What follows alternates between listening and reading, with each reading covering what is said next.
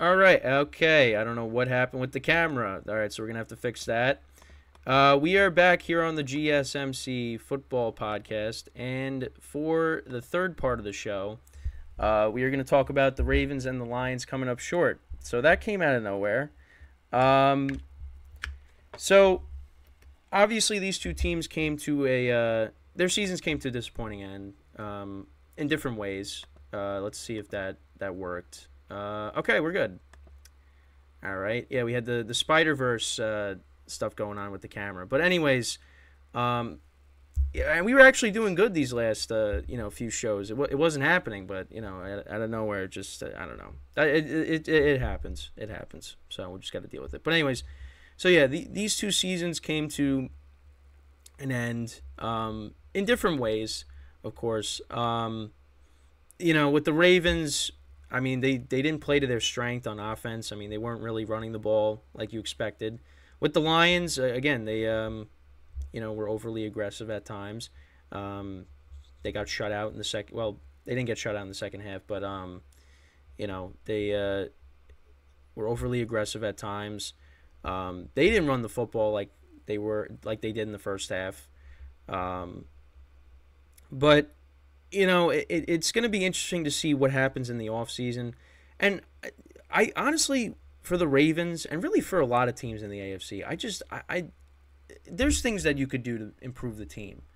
But, I mean, the Chiefs are becoming that they're becoming the next Patriots dynasty, where it's just like every year it's just the Chiefs are always going to be one of the teams at the end. And this was a year where I just did not expect the Chiefs to get to the Super Bowl. It didn't look like that was going to be the case. And we got to the playoffs and they just turned it on. And now they're back in it again. I mean, for the Ravens and the Bills, those teams, like, coming up short against Kansas City every year, it's like, I don't, like, what can they do? I mean, the Ravens, this team was loaded from top to bottom. They surrounded Lamar Jackson with more playmakers, with Zay Flowers, and you also bring in Odell Beckham Jr., who's not the same player he once was, but again, like, that's an improvement over what they've had. And Isaiah Likely, their young tight end, he's making plays with Mark Andrews being out, and Mark Andrews was back for this game. Again, not really a factor, but still, and the running game, although he dealt with injuries all year. Gus Edwards and Justice Hill were getting the job done for the most part. And of course, the defense. I mean, how many times have people said every time the Ravens and the Chiefs would face off, well, they got, the secondary's not good and injuries. Now you had this loaded defense, which came to play yesterday. I mean, that defense got stops when they had to. After the first two touchdown drives, the Ravens defense was unbelievable. I mean, yeah, then the Chiefs kicked another field goal, but still, you held the Chiefs, you shut the Chiefs out in the second half. And when the Chiefs had to make plays, then they did. When they had to ice the game, they did. That's the thing. That's the other thing too. Like, they did not give the Ravens anything. They were like, we're just gonna, our defense is playing well, so we're not going to, risk anything. And until the Ravens start doing things on offense, we'll start opening up the offense again. So we're just gonna play conservative, and that's what they did. And again, the Ravens defense, they played well.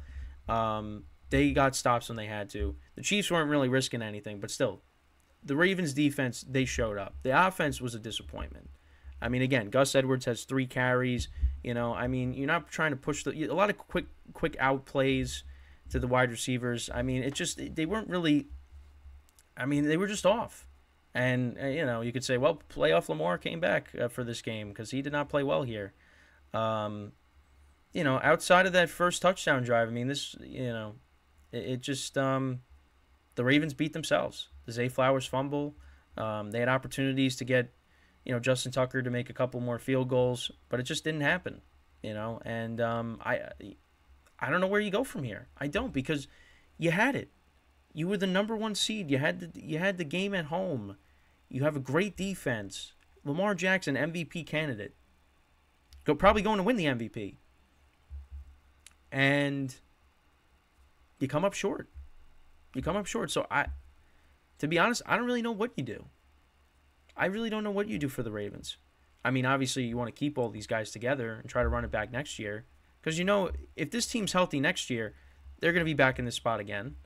They'll be in the playoffs. But, next year, again, the conference is going to be better. The conference is going to be better. It was competitive this year. It's going to be competitive next year. Because you're going to have Joe Burrow coming back. The Browns hopefully get a healthy Deshaun Watson back. The Steelers are going to be there. The Colts and the Texans, they're not going anywhere. You think the Jags are going to be better. I mean, you look at the AFC West. I mean, we'll see what the Broncos do. The Chargers just brought in Harbaugh to be their next head coach. The Raiders played better in the second half. I mean, listen, I think the Ravens are better than a lot of these teams. But still, conference is going to be more competitive. And the Chiefs, listen, Lamar Jackson said it, in not recently, but at least I don't think it was recently. I think it was one of the previous meetings. But yeah, the Chiefs are their kryptonite. I mean, you go back to the last matchup before this one. Listen, the Ravens won that game, but the Chiefs kind of gave that game away. Again, Clyde Edwards-Helaire doesn't fumble the ball at the end of that game. I'm pretty sure, the Chiefs, they get into field goal range. Harrison Butker kicks a field goal. And, that Chiefs win that game and they win here. Lamar Jackson is winless against Patrick Mahomes. And this was the best team that he has had so far. And couldn't get it done. You could look at the play calling, but, and obviously, when the fumble in the beginning of the game, I mean, you didn't see that coming. He had no idea that was coming. He got hit, ball came out, and they were fortunate that it didn't lead to any points, but, it just, and it just seemed like every time they were going to get something going, something would happen that would set them back. I mean, you have the big play to Zay Flowers, then the taunting penalty, and then it looks like you're going to get a touchdown, and then Zay Flowers fumbles, and the Chiefs get it. Chiefs recovered in the end zone. Penalties, and I know people were saying that the referee for this game, he likes to, call penalties on the home team more than the away team, and it did happen. I don't know. I felt like there were a couple times where there should have been maybe a flag thrown in the Ravens' favor, but that just didn't happen. But again, the flags that were thrown against the Ravens, I mean, they were the right calls. I mean, Patrick Mahomes got punched in the face on one of the penalties. It's just the Ravens were not disciplined. And again, they beat themselves yesterday. You could say whatever you want about the script and all this, but no, the Ravens beat themselves. Lamar Jackson did not play well in this game. They didn't run the football. They beat themselves in this game. You can't say it was because of the officials. You know what? Then put up more than 10 points. Seriously, you're at home. You've been great all year. Put up more than 10 points. And you couldn't do that.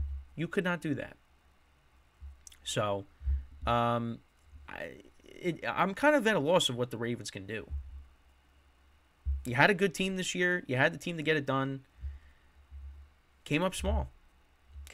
So, yeah, I mean, we'll see. I mean, this team, if they're healthy next year, they're going to find themselves back in this position. But, it's the Chiefs are their kryptonite. That's what, and Chiefs are a lot of teams' kryptonite in the postseason, except for the Bengals.